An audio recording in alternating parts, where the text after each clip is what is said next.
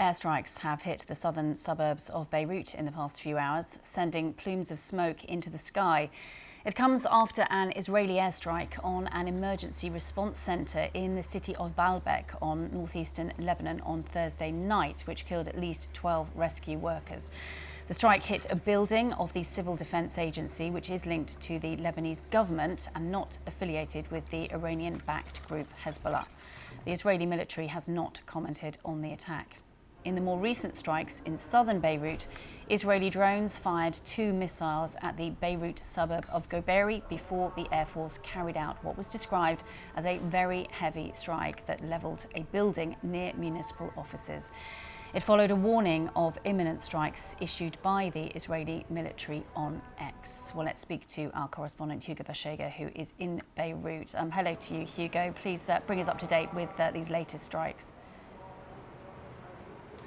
Yeah, Sarah, so the attack that happened last night in Baalbek was the latest in a series of Israeli airstrikes that have hit emergency responders here in Lebanon. So this attack hit a building that was being used by the Civil Defence Agency. This is an agency that is linked to the Lebanese government.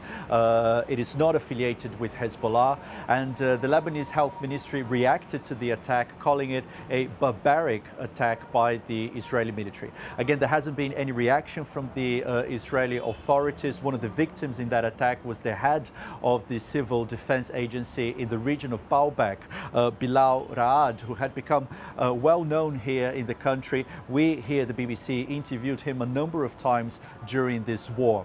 And what the Lebanese authorities are saying is that these attacks have killed more than 180 emergency and medical workers across the country in recent weeks as this conflict between Israel and Hezbollah escalated. And we're seeing now that in recent days the Israeli military has intensified its airstrikes across the country. This morning, new attacks here in Beirut, the 4th consecutive day of attacks hitting this city. And this is happening amid new efforts to try to reach a ceasefire here in this conflict. Yesterday, American officials delivered a letter with a proposal for a ceasefire to the Lebanese authorities. We've seen some indications from Hezbollah that the group is interested in reaching a ceasefire here in this conflict. But what Hezbollah has been saying and what Lebanese authorities have been saying is that they will only agree to a deal that is based on the terms of the United Nations Resolution 1701, which is the resolution that ended the 2006 conflict between Israel and Hezbollah.